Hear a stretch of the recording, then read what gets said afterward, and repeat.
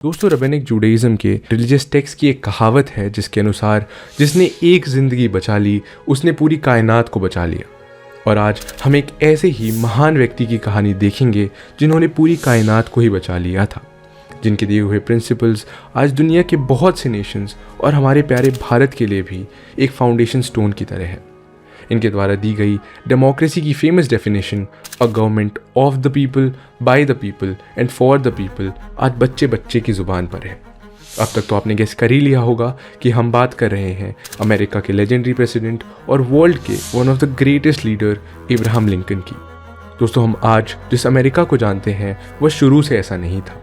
United states of America 50 state से मिलकर बना है जो फॉर्मर यूरोपियन कॉलोनीज थी। 1861 से 1865 तक अमेरिका सिविल वॉर की आग में जल रहा था और उसी सिविल वॉर में उदय हुआ यूएस के 16th legendary president Ibrahim Lincoln का। उस समय के अमेरिका में स्लेवरी मोस्टली साउथ के स्टेट्स में कॉन्सेंट्रेटेड थी और नॉर्थ की स्टेट्स स्लेवरी से फ्री थे सिवाय मिसूरी स्टेट के।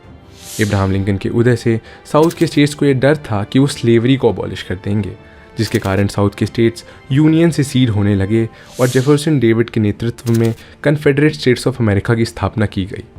लेकिन फाइनली इब्राहिम लिंकन की लीडरशिप में जीत हुई नॉर्दर्न स्टेट्स की और 13th अमेंडमेंट पास कर स्लेवरी को हमेशा के लिए अबॉलिश कर दिया गया। लेकिन ये इतना आसान नहीं था। लिंकन को इस रास्ते में अनेकों कठिनाइयों का सामना करना पड़ा। इनकी पर्सनल लाइफ भी बहुत मुश्किल पड़ावों के उतार चढ़ाव से भरी रही। तो आइए दोस्तों, इस वीडियो में हम एक नज़र डालते हैं यूएस के लेजेंडरी और 16th प्रेसिडेंट इब्राहिम लिंकन के जीवन और उनके संघर्षों पर। नमस्कार दोस्तों, यूपीएससी वाला में आपका स्वागत है और मैं हूं शशांक पांडे। Personal life.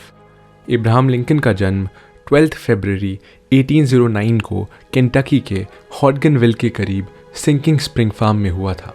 इनके पिता का नाम था थॉमस लिंकन और माता का नाम था नैन्सी हैंक्स।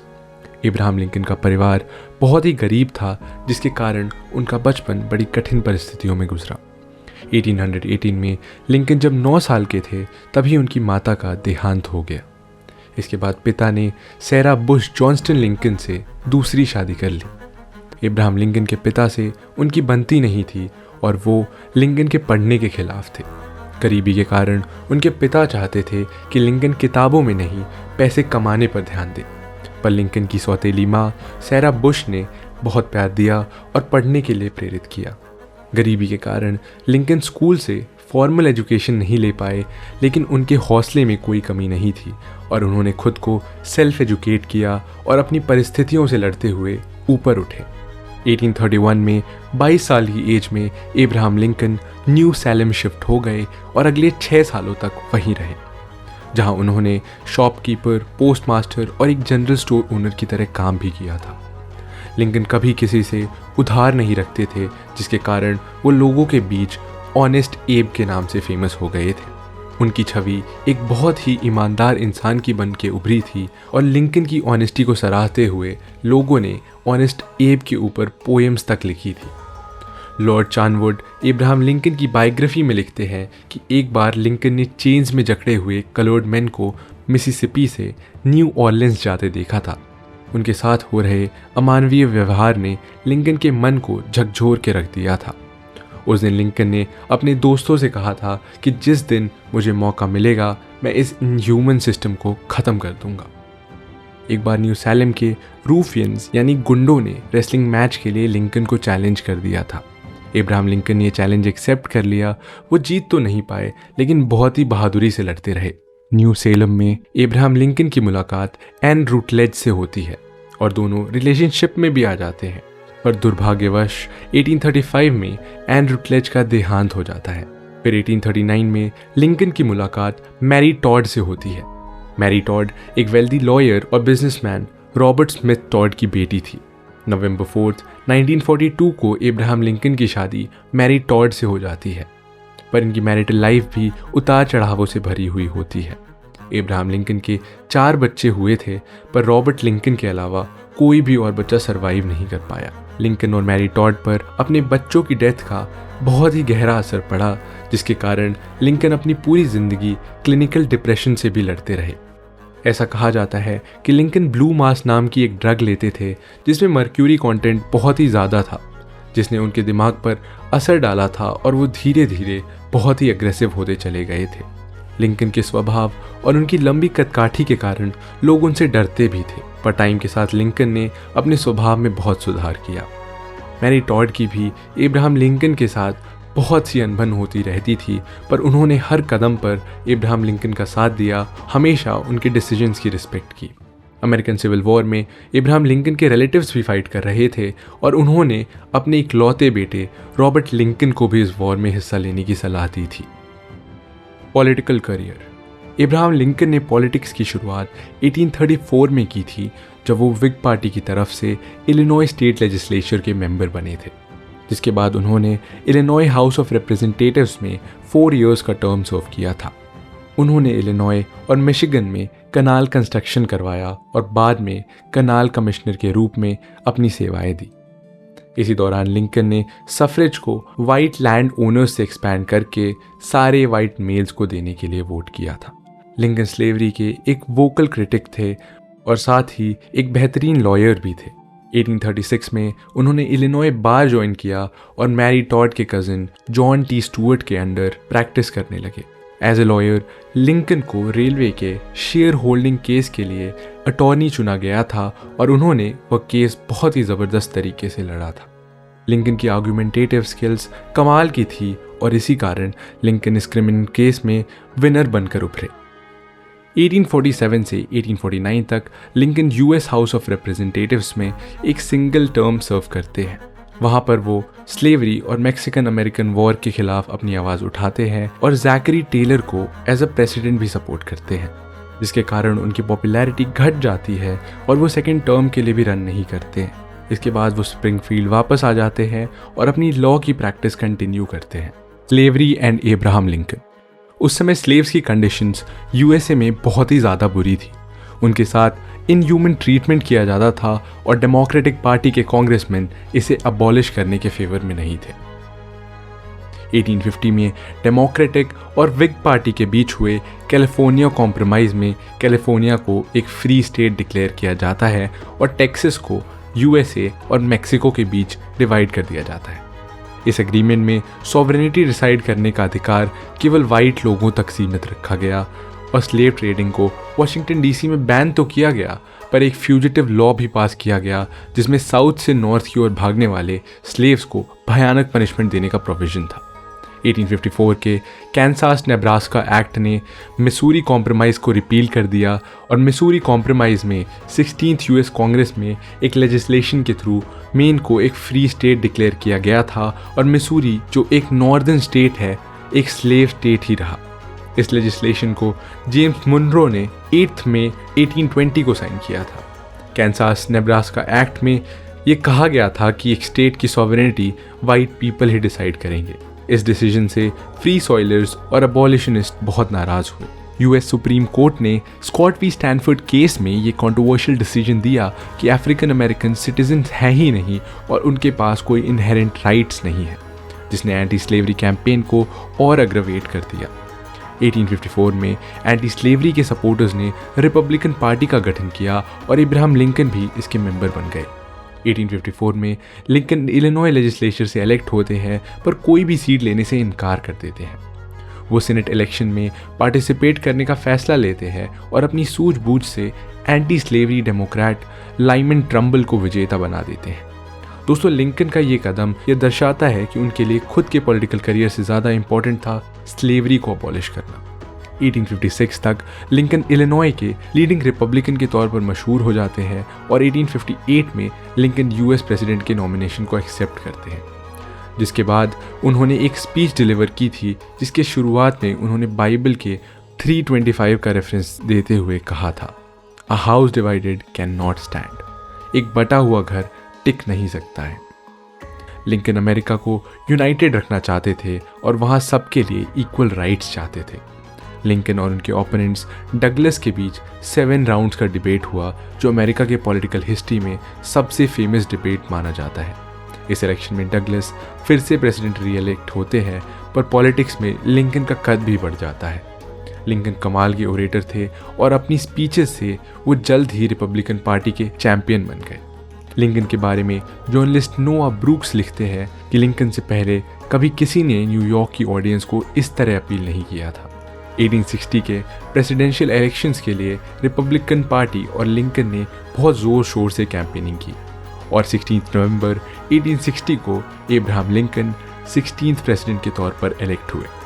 लिंकन के प्रेसिडेंट बनने से सदर्न स्टेट्स में नाराज़गी छा गई और 6 सदर्न स्टेट्स ने खुद को यूएसए से सीड करते हुए कन्फेडरेट स्टेट ऑफ अमेरिका की स्थापना की, जिसके बाद इसे 11 और स्टेट्स ने ज्वाइन किया। कन्फेडरेट स्टेट्स ऑफ अमेरिका ने जेफरसन डेविड को अपना प्रेसिडेंट चुना था। दोस्तों, आप कल्पना कीजिए कि इंडिया में सेंटर के किसी डिसीजन से असहमत होकर 6-7 स्टेट्स एक अलग ही कंट्री बनाने की प्लानिंग करने लगे, तो आखिर क्या होगा। कुछ ऐसी ही हालत हुई थी उस समय के यूएसए की। The civil war. अप्रैल 12, 1961 को कन्फेडरेट फोर्सेस ने फोर्ट समटर पे फायरिंग करके इसे ऑक्यूपाई कर लिया था, जिसके बाद नॉर्थ ने जवाबी फायरिंग की और यहाँ से शुरुआत होती है एक भयानक सिविल वॉर की। करीब 4 साल तक चले इस लंबे सिविल वॉर में करीब 7 लाख लोगों ने अपनी जान गंवा दी थी। इस सिविल वॉर में एब्राहम लिंकन के अपने फैमिली मेंबर्स और यहाँ तक कि उनके अपने बेटे रॉबर्ट लिंकन ने भी पार्टिसिपेट किया था। अपनी मिलिट्री को प्रोत्साहित करने के लिए एब्राहम लिंकन खुद भी वॉर फील्ड में कूद पड़े थे। वो एक सोल्जर से खुद इंटरेक्ट कर उसका हौसला बढ़ाते थे। लिंकन ने वॉर का टोटल एग्जीक्यूटिंग कंट्रोल अपने हाथों में ले लिया। कमांडर इन चीफ की भूमिका निभाते हुए उन्होंने अपनी पावर्स को एक्सपैंड किया और ऐसे कई बड़े फैसले भी लिए जिनके लिए उन्हें सपोर्ट और क्रिटिसिज्म दोनों ही मिले। लिंकन हेबस कॉर्पस सस्पेंड करना, हजारों सीएसए सिंपैथाइजर्स को अरेस्ट करना, कन्फेडरेट पोर्ट्स के ब्लॉकेड का ऑर्डर देना, फंड्स को बिना कांग्रेस अप्रोप्रिएशन के डिस्पर्स करना जैसे कई कड़े फैसले लेते हैं जो आगे चलकर वॉर के लिए टर्निंग पॉइंट साबित होते हैं। लिंकन 1863 में कंस्क्रिप्शन लॉ इनैक्ट करते हैं, जिसके अंडर हर परिवार में से किसी एक मेंबर को वॉर में पार्टिसिपेट करना नेसेसरी हो जाता है। प्रेसिडेंट लिंकन ने 1863 में इमेंसिपेशन प्रोक्लेमेशन इशू कर स्लेवरी को एंड करना वॉर का एक गोल प्रोक्लेम किया, जिसे उनके खुद के कई पार्टी मेंबर्स ने भी सपोर्ट नहीं किया। लिंकन ने बॉर्डरिंग स्लेव स्टेट्स में यूनियन सिंपैथाइजर्स को एनफोर्स किया और इस वॉर को एक इंटरनेशनल कॉन्फ्लिक्ट बनने से रोकने का काम किया। लिंकन को रेडिकल रिपब्लिकन्स ने स्लेवरी के अबॉलिशमेंट में स्लो होने के लिए भी क्रिटिसाइज किया, पर लिंकन समय की नज़ाकत को बहुत अच्छी तरह समझते थे। वो जानते थे कि अगर मिलियंस को बॉन्डेज से मुक्त कराना है और आने वाले अनबॉर्न कलर्ड को स्लेव से बचाना है, तो कॉन्स्टिट्यूशनल प्रोविजन के साथ हर कदम फूंक फूंक कर रखना होगा। सीएसए ने ब्रिटेन से हेल्प की डिमांड की, क्योंकि यहाँ से कॉटन ब्रिटेन एक्सपोर्ट होता था और वहाँ से मैन्युफैक्चर होकर अमेरिकन मार्केट में ही बिकता था, पर ब्रिटेन ने सीएसए की हेल्प करने से साफ इनकार कर दिया।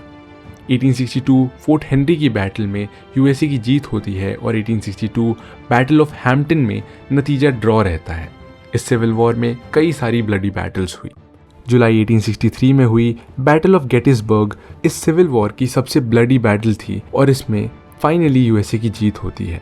इसके बाद लिंकन अपनी हिस्टोरिक गेटिसबर्ग स्पीच देते हैं और दोस्तों, आज हम भले ही इस हिस्टोरिक स्पीच का दर्जा देते हैं, पर उस वक्त इस 2.5 मिनट की स्पीच का कुछ लोगों ने बहुत ही मजाक उड़ाया था। पर उसी गेटिसबर्ग स्पीच ने आज के ग्लोबल ऑर्डर की नींव रखी है। वहाँ कहे गए लिंकन के शब्द, a government of the people, by the people and for the people shall not perish from earth, आज डेमोक्रेटिक सिस्टम का एक कोर प्रिंसिपल है। 1865 में काफ़ी जद्दोजहद के बाद 13th अमेंडमेंट को पास कर स्लेवरी को अबॉलिश किया जाता है और इस अमेंडमेंट के फेवर में 23% डेमोक्रेट्स भी वोट करते हैं। दोस्तों, इस 13th अमेंडमेंट के ऊपर स्टीवन स्पाइलबर्ग निर्मित एक बेहतरीन फिल्म है लिंकन। अगर आपने वो फिल्म नहीं देखी है तो ज़रूर देखिएगा। इस फिल्म में एक सीन है जहाँ एक कैरेक्टर इस बिल के अबॉलिशमेंट के बारे में कहता है कि this is the greatest measure of 19th century passed by corruption, aided and abetted by the purest man of America. Abraham Lincoln ने ब्लैक्स के साथ हो रही इन ह्यूमन स्लेवरी को लीगली अबॉलिश कर दिया और उनके राइट्स की एक फाउंडेशन स्टोन रखी गई, जिसके ऊपर ब्लैक्स के अधिकारों की इमारत बाद में बनाई गई। समय बीत रहा था पर कन्फेडरेट स्टेट्स सरेंडर करने के लिए राजी नहीं थे। लिंकन पर प्रेशर बढ़ता जा रहा था और उसी समय लिंकन ने यूलिसेस एस ग्रांट को अटलांटा से सवाना तक एक फाइनल कैंपेन चलाने को कहा, यूलिसेस एस ग्रांट के बारे में कहा जाता है कि वो बहुत ही खतरनाक थे और लोग इनके मर्सिलेस एटीट्यूड की वजह से इनसे काफ़ी डरते थे। उनकी लीडरशिप में 1865 में सीज ऑफ पीटर्सबर्ग ने सिविल वॉर की कॉफिन में लास्ट नेल की तरह काम किया और इसी के साथ इब्राहम लिंकन ने इस वॉर को ख़त्म करते हुए अपना लोहा मनवा दिया। The assassination. तारीख थी 14 अप्रैल 1865। इब्राहम लिंकन अपनी वाइफ मैरी के साथ वॉशिंगटन डीसी के फोर्ड्स थिएटर में स्टेज शो देखने जाते हैं। उसी थिएटर में एक वेल नोन एक्टर और Confederate sympathiser John Wilkes Booth Abraham Lincoln की गोली मारकर बेरहमी से हत्या कर देता है। लिंकन को बचाने की पूरी कोशिश की जाती है, पर 15 अप्रैल सवेरे 7:22 पे डॉक्टर्स हार मान लेते हैं और इब्राहम लिंकन पर आधारित मूवी लिंकन में डॉक्टर्स कहते हैं now he belongs to ages. और इसके बाद महज 56 साल की उम्र में इतिहास रचने वाला ये महान लीडर खुद इतिहास बन जाता है। स्लेवरी तो लीगली अबॉलिश हो चुकी थी, लेकिन अपने अधिकारों के लिए ब्लैक्स को एक लंबा संघर्ष करना था। 1868 में 14th अमेंडमेंट ने कलर्ड लोगों को सिटीजनशिप का अधिकार दिया। इसके बाद 1870 में हुए 15th अमेंडमेंट ने उन्हें वोटिंग राइट्स दिए और 1920 में हुए 19th अमेंडमेंट ने विमेन को वोटिंग राइट्स दिए। 1864 में Dwight D Eisenhower civil rights act pass करते हैं, जिसमें रेस, कलर, रिलीजन, सेक्स और नेशनल ओरिजिन के बेसिस पर होने वाले डिस्क्रिमिनेशन को अनकॉन्स्टिट्यूशनल डिक्लेयर कर दिया जाता है। दोस्तों, लिंकन जैसे लीडर्स किसी एक देश के नहीं बल्कि पूरी ह्यूमैनिटी के होते हैं और उनका जीवन हम सबके लिए एक इंस्पिरेशन है। पूरी उम्र उन्होंने घोर संघर्ष किया पर कभी भी हार नहीं मानी। लिंकन एक ग्रेट परसुएडर थे और अपनी आर्मी को एज ए लास्ट रिजॉर्ट ही यूज़ करते थे। लिंकन हमेशा अपनी जीत का क्रेडिट अपने सहायकों को देते थे और हार की जिम्मेदारी खुद लिया करते थे। एक बेहतरीन डिप्लोमैट और सोच समझकर कदम उठाने वाले लिंकन क्रिटिसिज्म को भी वेलकम करते थे और अमेरिका के प्रेसिडेंट होने के बावजूद लिंकन अपने घर की सफाई खुद ही किया करते थे। लिंकन एक इंट्रोवर्ट थे पर साथ ही बहुत ही शानदार ओरेटर भी थे। वो कहा करते थे कि be a person for the people over being a people's person. दोस्तों, अंत में कहा जा सकता है कि इब्राहम लिंकन जैसे महान लोगों का बस शरीर मरता है, लेकिन वो अपनी महान कृतियों और विचारों से इतिहास में हमेशा के लिए अमर हो जाते हैं। तो दोस्तों, ये थी कहानी अमेरिका के 16th legendary president Abraham Lincoln की। मिलते हैं आपसे अगले वीडियो में, तब तक के लिए जय हिंद।